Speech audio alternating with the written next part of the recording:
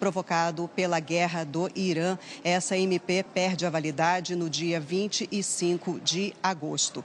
Por causa das eleições, os temas que devem ser trazidos para a pauta de votações devem ser os de consenso. Por isso, projetos como o fim da escala 6x1 ou o chamado PL da misoginia só devem mesmo, Kovalik, ser votados depois de outubro.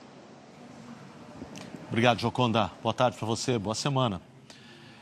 O ritmo de votações do Congresso nesse semestre é ditado principalmente pelas eleições de outubro.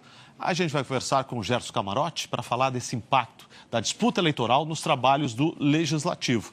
Camarote, boa tarde. Como a Joconda contou para a gente agora, assunto importante para tratar não falta, né? Tem muito. Mas o pessoal aí está de olho nas eleições mesmo. Conta para a gente. Desses dois aspectos, o que vai prevalecer? Vai dar para votar o que é importante?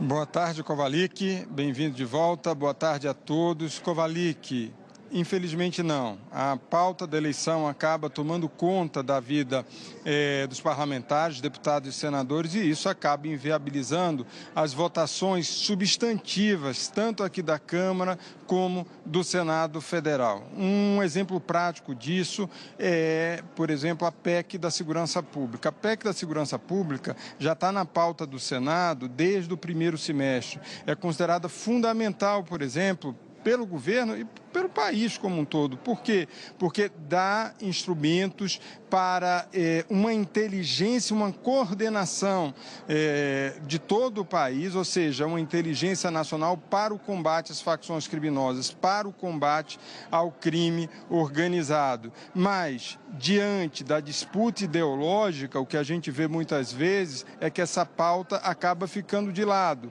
justamente por divergências e para que isso não seja também alvo de disputa durante a eleição. Outra questão que acaba atrapalhando muito, por exemplo, é também um embate, não é só ideológico entre partidos, mas embate entre os poderes, por exemplo, entre executivo e legislativo. Por exemplo, o que a gente viu nesse primeiro semestre foi um enfrentamento forte entre o presidente Lula e o presidente do Senado Federal e também do Congresso, senador Davi Alcolumbre, principalmente depois que o nome do advogado-geral da União, Jorge Messias, foi recusado pelo Senado Federal para uma vaga de ministro do Supremo Tribunal Federal.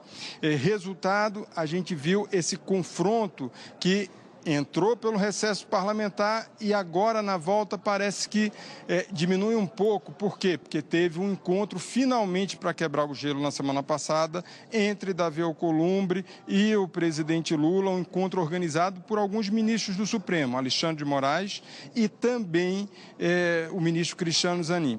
Enfim, o que é fundamental a gente entender, é normal essa época do ano dá uma freada nos trabalhos do Legislativo. Mas o que a gente está vendo é não só apenas 2 semanas de esforço concentrado, mas até agora sem uma pauta clara, uma pauta substantiva de interesse do país. Eleição é importante para a democracia, mas também é importante que o Congresso consiga manter uma agenda mesmo em período eleitoral. Kovalik. Afinal, né, Camarote, é para isso que eles foram eleitos, né? Obrigado pelas informações. Até mais. O presidente do Supremo Tribunal Federal, o ministro Edson Fachin, afirmou hoje em um seminário do jornal Folha de São Paulo que o Poder Judiciário não está livre de imperfeições. Ele disse que ainda este ano vai apresentar um projeto de lei com novas regras para a remuneração da magistratura, tema que está em debate num grupo de trabalho do Conselho Nacional de Justiça criado por Fachin em junho.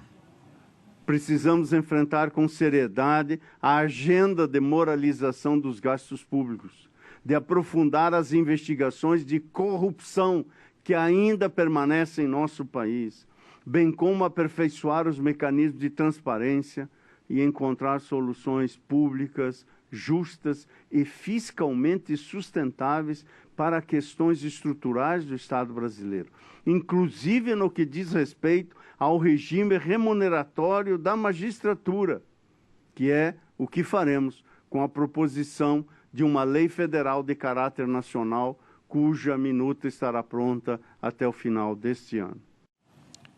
Os Estados Unidos aceitaram o pedido do governo brasileiro de buscar um acordo na OMC, a Organização Mundial do Comércio, sobre as tarifas de 25% e 12,5% impostas a produtos brasileiros com base na Lei de Comércio Americana. O prazo dessa primeira rodada de negociações, as chamadas consultas, esse prazo é de 60 dias.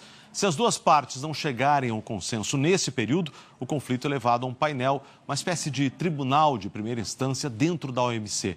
E se ainda não houver acordo, há uma segunda instância de apelação que está esvaziada pela recusa do governo Trump em aprovar juízes indicados para esse órgão da OMC. Estados e municípios deixaram de receber este ano mais de 7 bilhões de reais do governo federal porque não conseguiram melhorar o aprendizado dos alunos mais vulneráveis. Os estudos sobre cultura negra, periferia, diversidade e desigualdade fazem parte da rotina dos alunos dessa escola no Riacho Fundo, no Distrito Federal. No projeto Malalas do Cerrado, a Raíssa discutiu a violência contra mulheres negras. A gente conheceu muitas histórias, né, de meninas que eu nunca sabia do que elas já tiveram passado, principalmente meninas negras, né? A gente conheceu cada uma de cada lugar, né? Tipo, do Nordeste, do Ceará, e muitas meninas negras não tinham aquele apoio familiar, não tinha aquele apoio também para ir para a escola, né? Então esse projeto levou a gente a entender o que as pessoas passam, o que as meninas, principalmente as meninas negras, passam, né? Já o Davi se inscreveu em uma oficina de DJ. Minha família tem vem da Bahia, sabe? Muitas raízes baianas. Então, desde criança eu fazia capoeira, eu dançava. Eu sempre fui muito feliz por abraçar a minha cultura e não ter vergonha de ser quem eu sou, sabe?